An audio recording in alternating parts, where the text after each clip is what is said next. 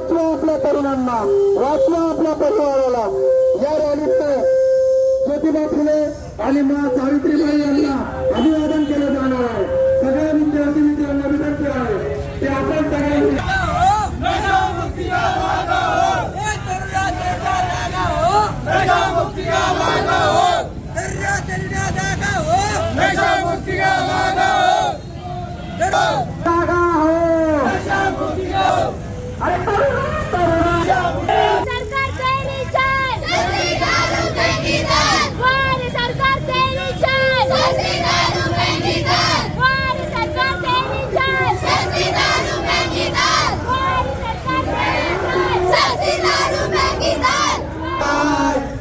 तुझा धंदा असा आहे तरी काय?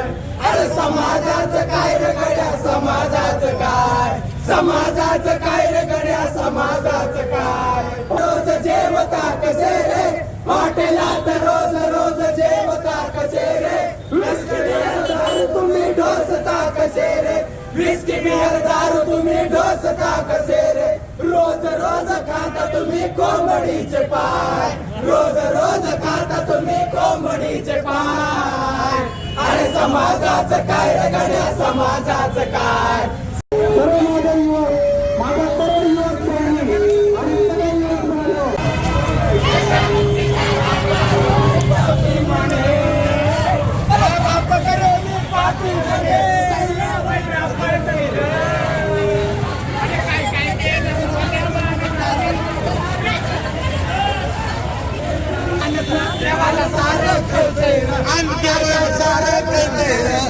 जनासाठी अशी शपथ घेतो की मी तंबाखू, दारू, अंमली पदार्थ इत्यादी कोणतेही मादक द्रव्याचे सेवन करणार नाही, त्यांची जाहिरात अगर वापर करणार नाही, त्यांचे उत्पादन करणार नाही।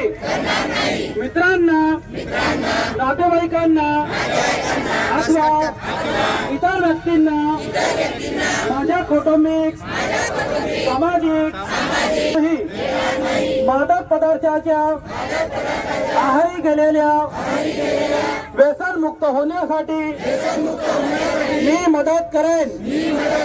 व्यसनमुक्त समाज हे माझे ध्येय असून मी त्यासाठी प्रयत्न करेन। जय हिंद। जो महारैली निकाली गई है, अभी देखिए हमारे जो संगठना है यहाँ पे 12 संगठना मिलकर ये रैली निकाली है, जिसमें मेन रोल जो कि है सारा फाउंडेशन जो है उसका रहा, फिर अंतर सदन निर्मूलन में, और उसके साथ में हमारे अंतर्राष्ट्रीय मानवाधिकार न्यायिक सुरक्षा परिषद ने भी सभा किया है। उसके अलावा भी बहुत सारी संगठना ऐसी है कि जो इसमें सहभाग लिया है, और कॉलेज के बच्चे हैं, हाई स्कूल के बच्चे हैं, एनसीसी के बच्चे हैं, उसके बाद में सीडैक के बच्चे हैं, और यूनिवर्सिटी के कुछ बच्चे आए हैं, और लैब के बच्चे हैं, इसमें स्पेंडिक मिस्टेक के हैं। तो ये तमाम बच्चों ने और तमाम नागरिकों ने इसमें सहभाग लिया है।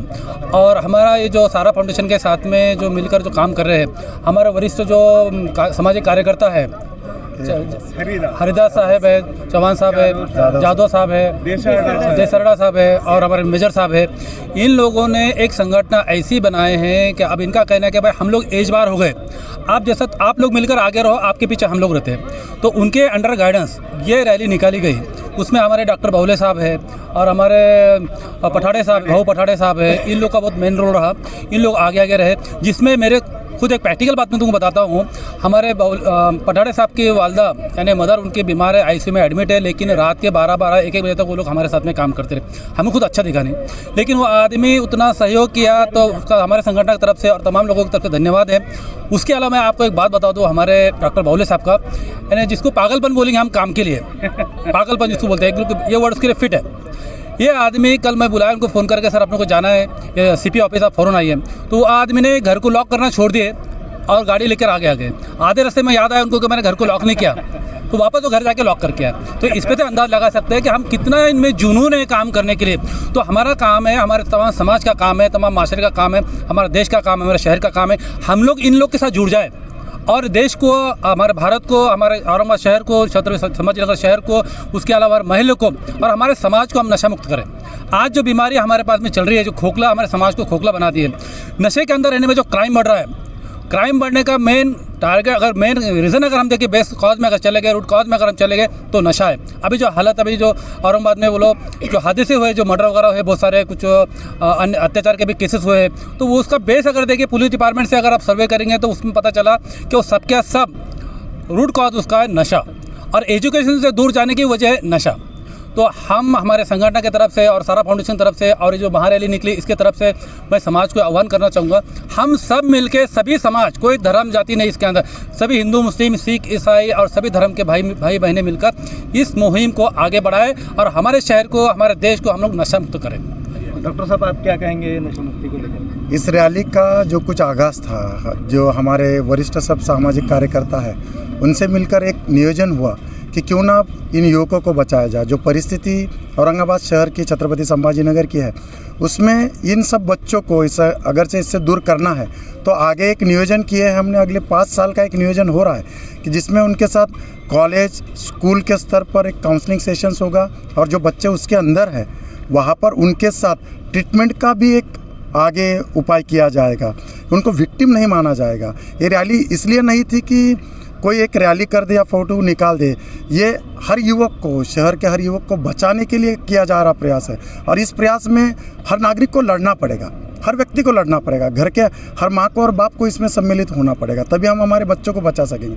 हम पिछले 4 साल से औरंगाबाद शहर में नशा मुक्ति के लिए सारा नवजीवन बहुउद्देशीय संस्था जो मेरी है बस स्टैंड के सामने, वहाँ मैं जो पीड़ित परिवार है जिनके पास कुछ है नहीं, ऐसे 23,000 परिवार के साथ हर शुक्रवार को नशा मुक्ति का काम बिना कुछ पैसे का या उनके पास जो कुछ भी पैसे है 100-200 रुपये, उनमें हम उनके साथ काम करते हैं, उन बच्चों को लिए भी काम करते हैं। पर जब रशीद सर जैसे इंसान, भाऊ साहब पटाड़े सर जैसे इंसान और हमारे सारे जो हमारी ताकत है, के हरदास सर, श्री राम जाधव सर, मुळे सर, फिर HR देसरडा सर, ये सारे लोग जो हमारे मार्गदर्शक बने हैं, इससे हमारे को एक ताकत मिली है, प्रेरणा मिली है।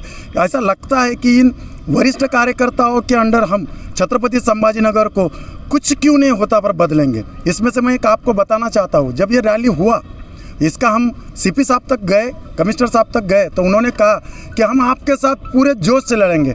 हमारे कानून से हाथ बंधे थे और अगरचे आज समाज से कोई लड़ना चाहता है तो हम उसको पूरा सपोर्ट करेंगे। हम उनका भी धन्यवाद कहते हैं और उनको भी आभार कहते हैं। धन्यवाद।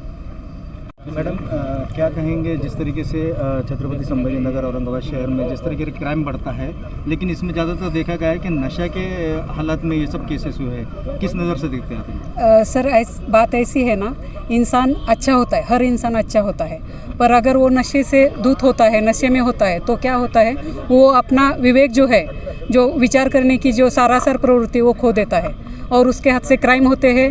क्राइम होता है, बड़ा क्राइम, छोटा क्राइम, थोड़ा क्राइम, ऐसा नहीं होता। क्राइम ही होता है, वो किसी भी प्रकार का हो सकता है। अगर उसको नशे में से प्रवृत्त, नशे से दूर किया जाए, पहले से उसकी शुरुआत की जाए, तो वो नशा करेगा नहीं और क्राइम रोक दिया जाएगा और उनका जो शैक्षणिक स्तर है वो भी बढ़ता जाएगा और ऐसे पूरा औरंगाबाद शहर या पूरा महाराष्ट्र अपने संस्कारों से ऊपर आएगा।